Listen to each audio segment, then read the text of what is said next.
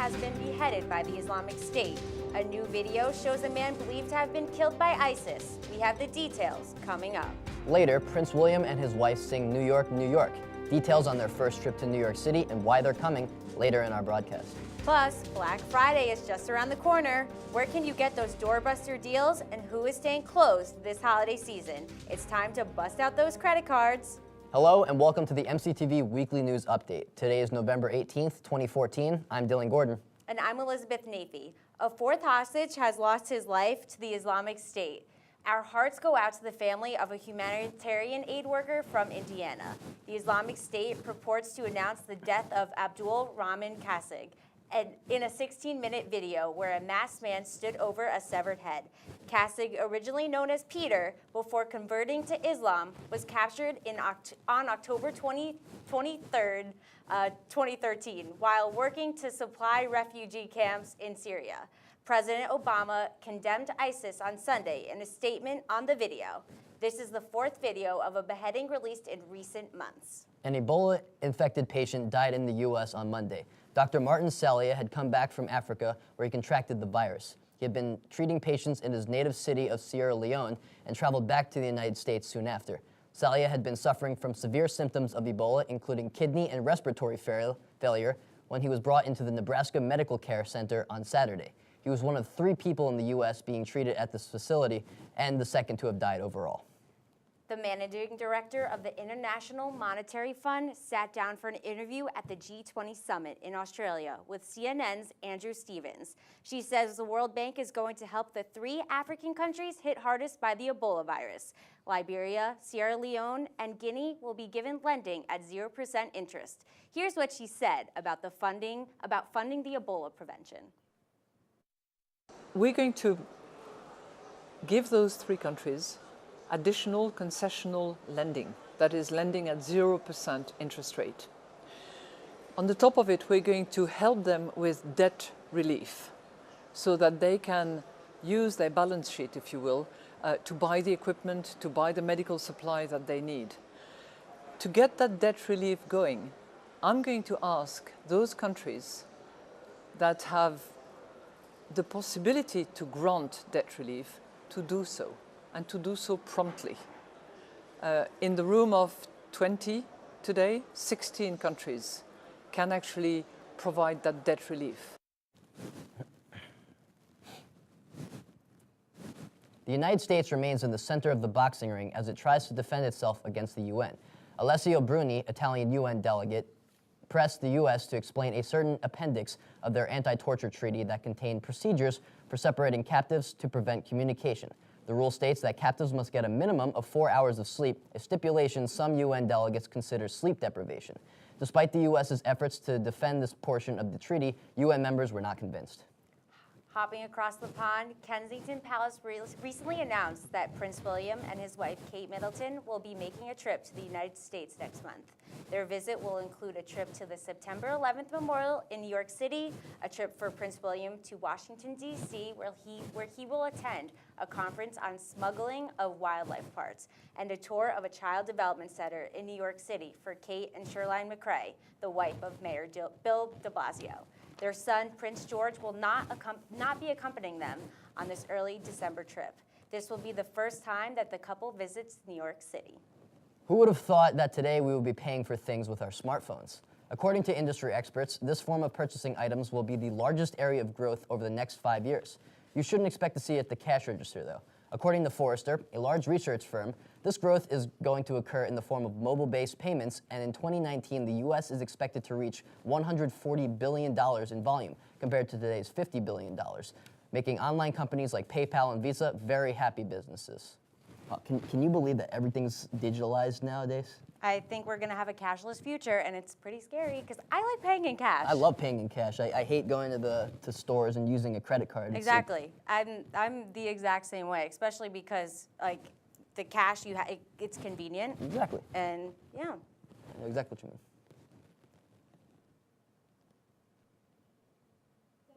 Oh, it's time to get a check of the weather. Let's head over to Clancy Burke with your weekly highs and lows report.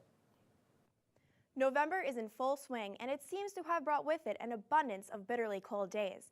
Temperatures sure have plummeted in the past week, and it looks like it's officially time to break out your heaviest winter jackets. Across the globe, cold weather is the least of anyone's worries. In Britain, torrential rain and strong winds have caused quite a bit of concern. An elderly man was swept out to sea from the extreme weather and remains missing. Research has suggested that the jet stream, which carries weather systems to the UK from across the Atlantic, has become stronger. Meteorologists predict these conditions to hold out for the month. Here in the United States, winter decided to come early to Montreal, Wisconsin. Weather observers measured 50.1 inches of snow from the morning of November 10th through early morning on November 14th. A combination of widespread snowfall from Winter Storm Astro and several days of lake effect snow are to blame. Now let's get back to what's happening in our neighborhood. Now, if you are not a fan of the cold, then today was not your day. It was bitterly cold, and we suffered, and yes, I use the word suffered, a low of 19 degrees, which was significantly lower than today's average and just 2 degrees higher than today's record, which I don't even know how this happened. Today's sunrise was at 6:48 a.m. and the sunset was at 4:33 p.m., which if you ask me is way too early.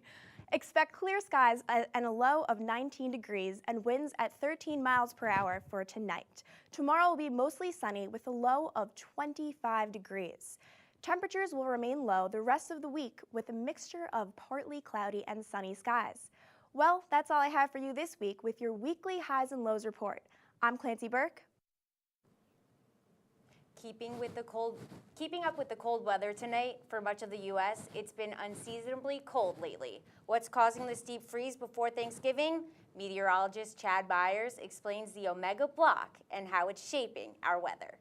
You see the Greek letter omega on fraternities, sororities. We use the word omega a lot. But what in weather is an omega block? If temperatures are normal all over the country, it's called zonal flow. The jet stream way up in the sky, 35, 40,000 feet, goes straight across the country. That's when everyone's normal. There's not many normal days. When you get a block in the atmosphere, it's like a roadblock. It's like having to drive around something. And this roadblock, we call it the omega block because it looks like the Greek letter omega.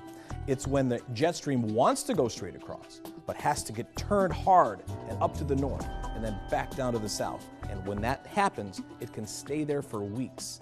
And that's the rub. It doesn't move. Typically, omega blocks don't create blizzards. They create cold outbreaks. If you're under the omega block, you're going to be very warm. Just depends on where you are in that shape. A lot of weather patterns get blamed on climate change. This is not part of climate change. This is a block in the atmosphere that happens all the time. It's been happening for thousands of years. And typically, as the jet stream moves across the country, either from west to east or wherever you live, you will see that the weather changes. It gets warm, it gets cold, it gets warm, it gets cold. But when this block happens right in the middle of the country, any country, that's when the weather doesn't change. You can be 105, so you have to protect your crops, you have to protect yourself, make sure you drink a lot of water, or you can be 25 degrees below zero. You have to make sure that you're protected, the pets are protected, check on the elderly, make sure your furnace is working properly. As temperatures drop and winter kicks in, there's one thing on consumers' minds: holiday shopping. The really controversial issue is back: to shop on Thanksgiving or not. This year, 13 major retailers, including Costco, Nordstrom's, and GameStop, announced they will remain closed on Thanksgiving and launch their Black Friday deals on, you guessed it, Friday. Other leading companies such as Walmart, Best Buy, and Target have yet to decide their holiday shopping status. And while we're talking about Turkey Day, you may want to hold off on the extra cookie or piece of pie. A new study suggests that eating trans fats may damage your memory.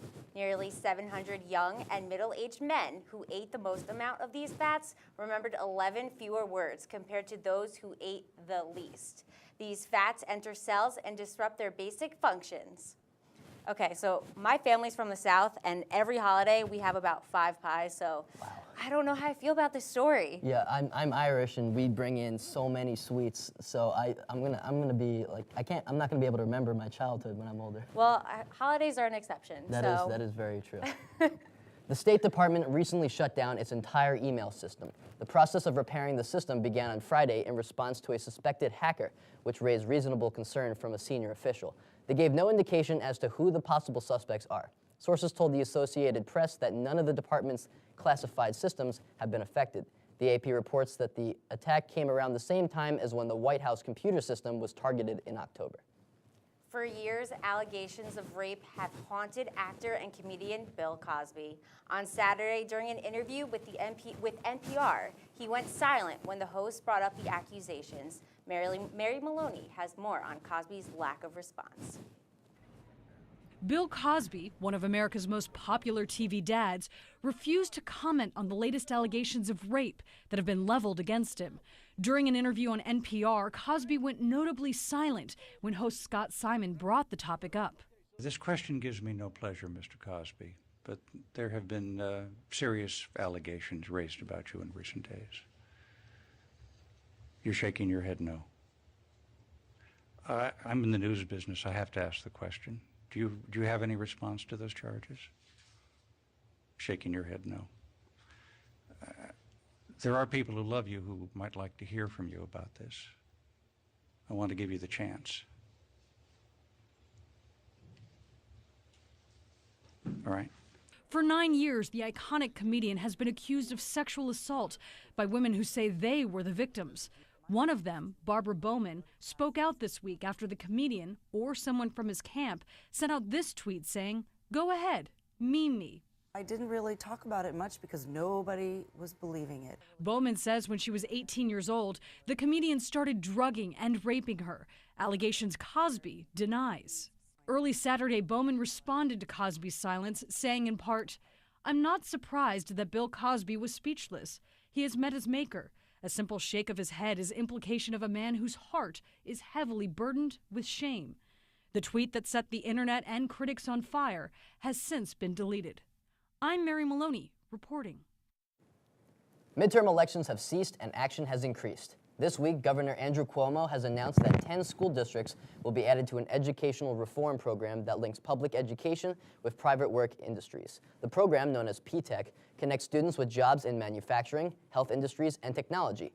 The Poughkeepsie School District will start engineering a P-TECH program in conjunction with Central Hudson Gas and Electric Corporation, an initiative that is expected to give opportunities to around 10,000 students.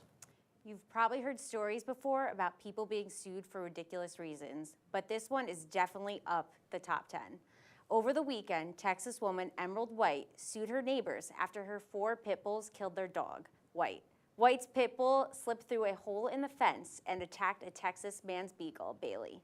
White then decided to sue her neighbors for $1 million after she was injured trying to restrain her dogs after they killed the other dog.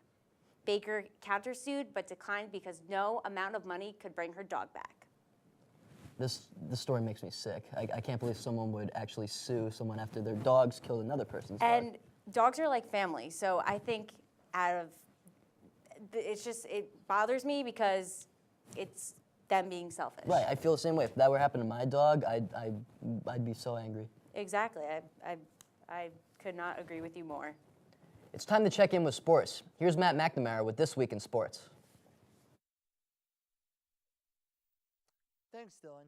We had a lot of exciting games played throughout the week, starting with the NFL, where both the Manning brothers struggled at quarterback, with Eli throwing 5 interceptions against the 49ers, which led to the Giants losing their 5th straight game, 16-10.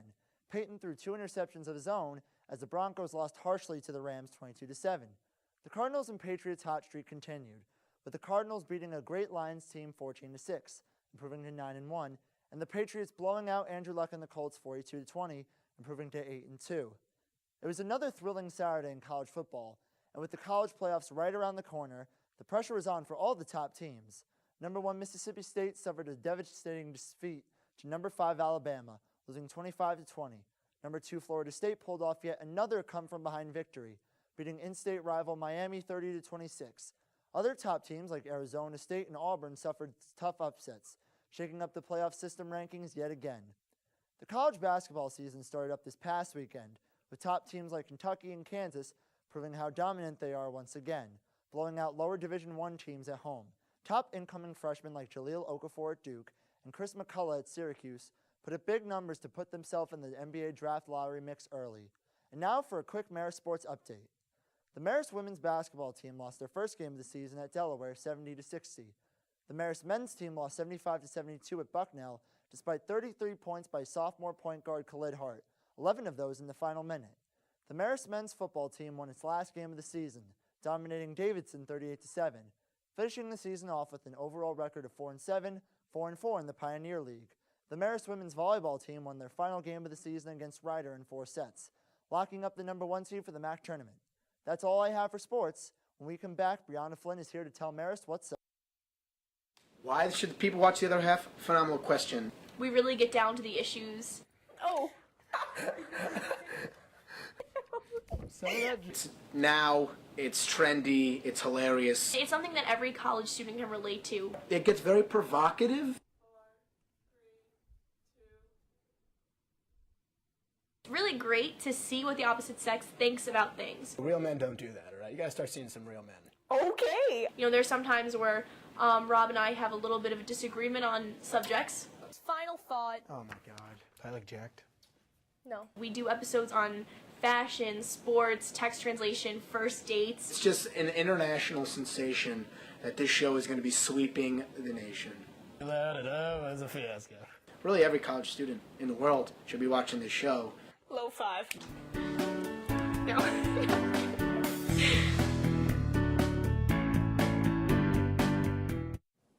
Welcome back, and what's up, Marist? I'm Brianna Flynn, and though apparently nothing was up last week, today I'm back to ask the question that is sweeping colleges nationwide. What's up with tapestries? I'm not talking about Renaissance art. I mean, who is ever talking about Renaissance art? What I am talking about are the pieces of fabric that seemingly every college student has hanging on their walls as a photo backdrop. Now, don't get me wrong. I'm not saying that if you have a tapestry, you should take it down. Of course I have one in my own house. But the other day I realized how much of an issue they're becoming, and I started to wonder why nobody else is questioning this fad. I was on Facebook, which was a problem to begin with because who even uses Facebook anymore? And I saw a picture of someone I went to high school with in front of a tapestry, and I literally thought she was in my house, except that she goes to school in California. I totally get that taking a picture in front of the blank walls Marist paints for us is simply too boring to use for anything other than a makeshift LinkedIn headshot. But I think everyone is missing out on the real possibilities that tapestries bring. I'm hoping that someone out there is secretly a hermit, but takes pictures in front of their tapestry every Saturday night to make it look like they're social, and then tells everyone they're exclusively going to Rennie's, and that's why nobody has seen them out.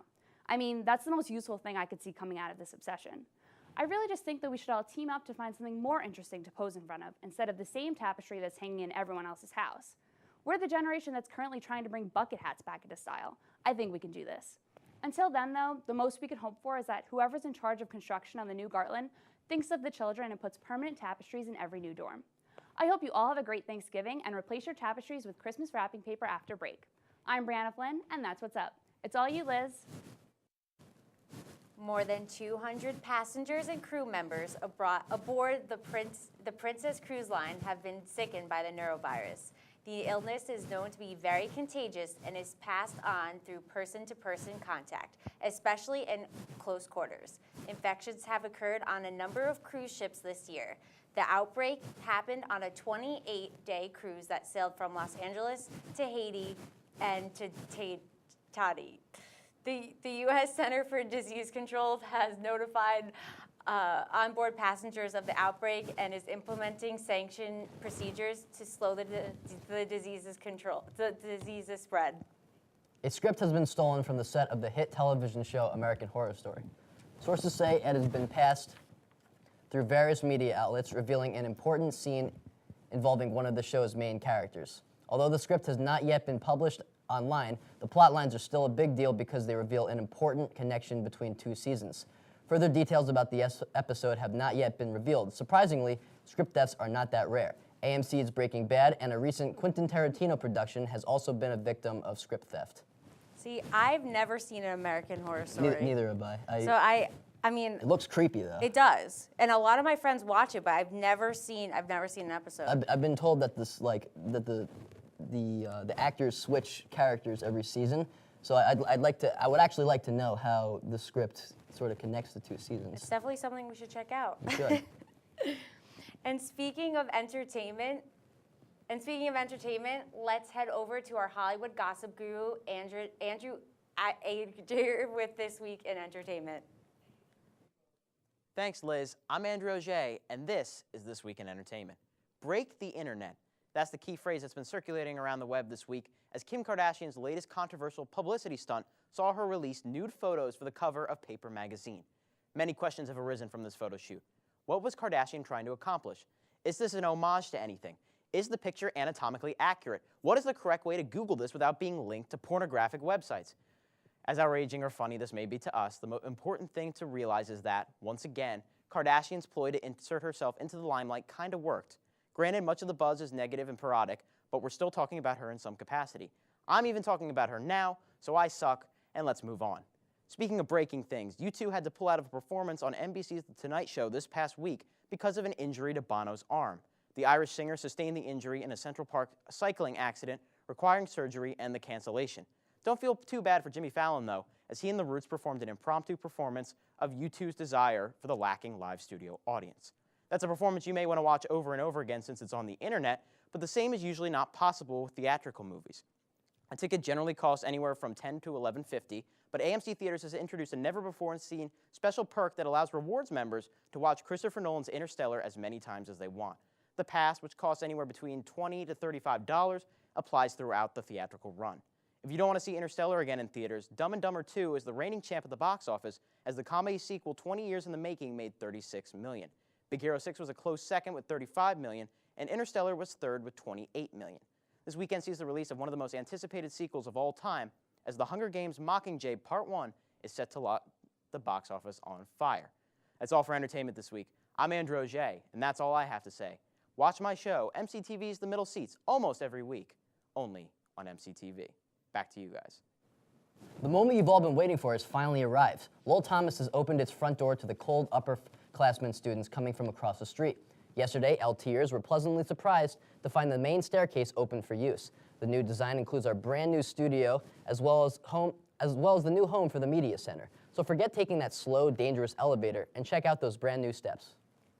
In other Marist renovation news, work on the new Science and Health building is underway. The new addition to the Science Department will be located near the Beck parking lot. Marist intends for this to increase the amount of physician assistant students, and it hopes to expand the School of Science. So how did the students feel about this? Student Body President Christos Pietros and Press Secretary Omar Mahmoud hosted a student government town hall meeting to get reactions from the Marist community. Check it out. Students are really concerned about the rotunda.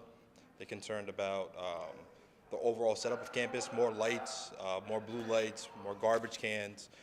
They also want to know what's going on with the new buildings going up and being constructed for the upcoming years, the new science building, and the Mega Gartland. A new messaging app was released on Thursday that reveals each letter that you type and delete in real time.